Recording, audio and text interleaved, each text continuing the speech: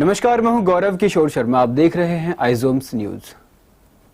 शख्सियत जो बने लाखों के लिए एक प्रेरणा, वो लोग जिन्होंने कभी नहीं किया उसूलों से समझौता, वो लोग जिनके आगे मुश्किलों ने भी टेक दिए घुटने।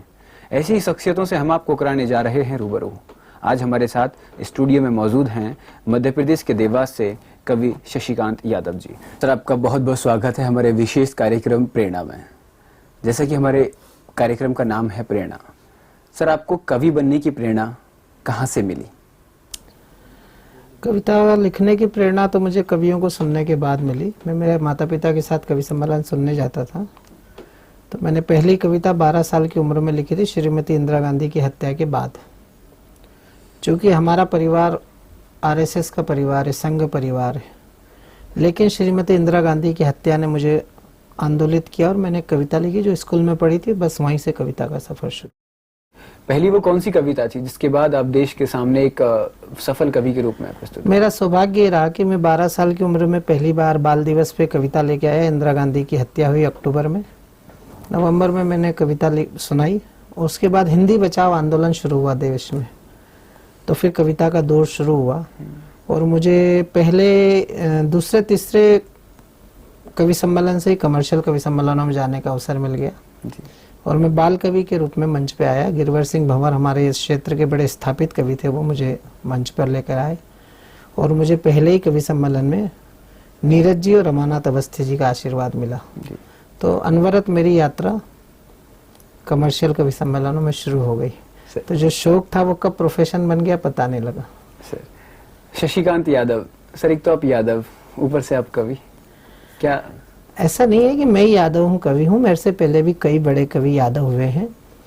जब मैं मंच पे आया तो मेरे नाम के आगे शशिकांत यादव लिखा था, तो कई बार मंच के लोग चुटकी लेते थे माइक से, कई बार संचालक लेता था, अन्य कवि यादव भी कवि होने लगे। जबकि मेरे पहले भी कई बड़े कवि हुए हैं, उदय प्रताप सिंह जी हुए हैं, कई बड़े कवि हुए, लेकिन उनके नाम के आगे चूंकि उपनाम यादव या अन्य कोई नाम लगा था तो पता नहीं लगता था कि यादव है।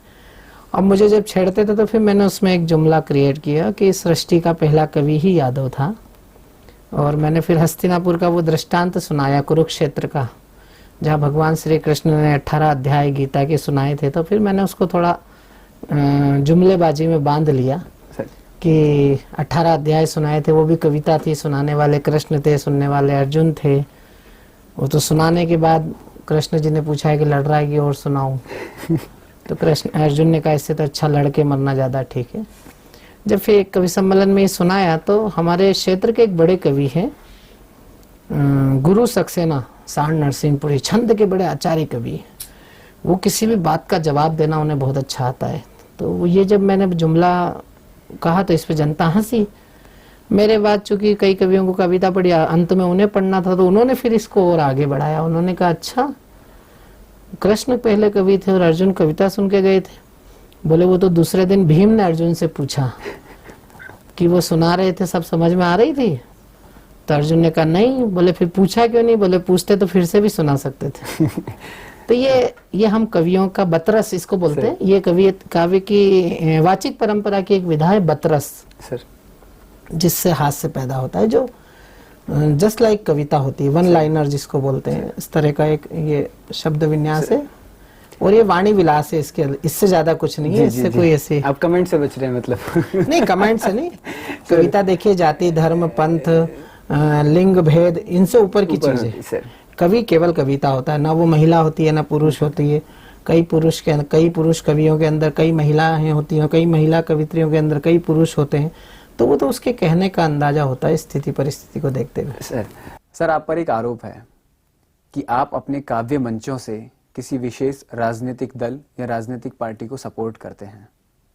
आप क्या कहना चाहेंगे इस बारे में?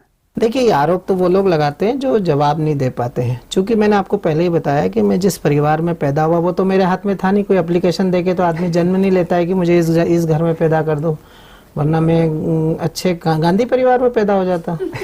लेकिन चूंकि मैं जिस परिवार में जन्म हुआ वो आरएसएस का परिवार था, फिर मैं कवि हो गया। तो थोड़े दिन तो मेरे पर वो दोनों चीजें हावी रही जो इस विचारधारा से मैं था। लेकिन जब मैं थोड़ा सा समझा, मैंने सीखा, बड़े कवियों के बीच, गुणी लोगों के बीच रहा, तो फिर मैंने दुनिया को जैसे ये हेलोजन लगा, अभी ये ऊपर से लगाए तो पूरी सृष्टि को कवर करा। पहले मैं नीचे से देखता था किसी चीज को, फिर मैं जब कवि हुआ तो मैंने ऊपर से देखना शुरू किया। तो मुझे ऐसा लगा कि मैं जिस विचारधारा को बिलोंग करता हूँ ये भी एक विचार है, लेकिन इससे दिगर भी अन्य विचार भी हैं। तो कविता आपको समग्रता देती है, कविता आपको समष्टि की दृष्टि देती है, कविता आपको सार्वभौमिकता देती है, कविता आपको ये सिखाती है कि दुनिया में क्या अच्छा है क्या बुरा है। तो फिर मैंने अपने आप को परिमार्जित किया। निश्चित रूप से कई लोगों को ऐसा लगता होगा, लेकिन ऐसा नहीं है। मैंने उन सरकारों के खिलाफ भी कविताएं लिखी हैं जिनको बनाने में मेरा योगदान था। तो कवि तो निष्पक्ष होता है। कवि के बारे में तो कहा जाता है कि एक तरफ पक्ष एक तरफ विपक्ष, बीच में जो है वो निष्पक्ष। तो हम तो अपने पिताजी के खिलाफ भी कविता लिख दें अगर हम कोई बात हमारे को नहीं सूट करे तो वही तो कवि होता है। कविता लिखना क्या है? कविता आपके अंदर का जो बागी तेवर है जब वो प्रस्फुटित होता है वो कविता के रूप में बाहर होता है। उसका रस अलग अलग हो सकता है, कोई देशभक्ति का होता है, कोई श्रृंगार का होता है, कोई हास्य का होता है, कोई व्यंग्य का होता है, कोई करुण का होता है, लेकिन भाव तो अंदर से प्रस्फुटित होते हैं ना। तो वो कश्मीर में अनुच्छेद 370 के हटने के बाद एक कवि कश्मीर को अपनी नजर से किस प्रकार देखता है? दो पंक्तियों के माध्यम से मैं दर्शकों को बताना चाहूँ। देखिए, कश्मीर हमारी आज़ादी के बाद कश्मीर की जो हालत रही, और हम जो मूलतः जो देशभक्ति के कवि जितने हुए, मैं किसी एक कवि को इसका श्रेय नहीं देना चाहता, लेकिन एक धारा चली राष्ट्र कवि दिनकर से शुरू होकर मुस्तक आई, और मेरे बाद भी कई नए स्वर इतने बढ़िया आए देशभक्ति के, सबने उस विषय पर लिखा। और आज मैं क्या पूरा देश इस निर्णय से खुश है, और शायद आप भी खुश होंगे, आप भी सहमत होंगे। बिल्कुल बिल्कुल। और जो लोग सहमत नहीं है उन्हें विचार करना चाहिए कि या तो उनके डीएनए में कोई खराबी है या फिर वो किसी भौगोलिक स्थिति के बाहर भेजने लायक है। जहाँ तक मेरा सवाल है, मुझे अच्छा लगा। मैंने उस पर 4 पंक्तियां लिखी हैं कि 47 में पूर्वजों से गलतियां जो हो चुकी थी, धारा तो हटा दी अभी और भी हटाएंगे, दोस्तों से दोस्ती निभाएंगे जी शौक से, पर दुश्मनों के आगे कभी सर ना झुकाएंगे। सीमाओं पे सरेआम गोलीबारी कर रहे थे, सावधान पत्थरबाजो हाथ तोड़े जाएंगे। लाहौर कराची ढाका पिंडी जरा धैर्य धरे, चप्पा चप्पा घाटी पे तिरंगा फहराएंगे। क्या बात है सर। सर आप वीर रस के कवि हैं, कोई एक ऐसी कविता जो की 2 पंक्तियां मैं सुनना चाहूंगा, अपने दर्शकों को सुनाना चाहेंगे, जिससे उनके जीवन में उनको एक प्रेरणा मिले, उनको संघर्ष करने के लिए वो प्रेरित हों? देखिए, कवि कोई एक रस का होता नहीं है, कवि केवल कवि होता है।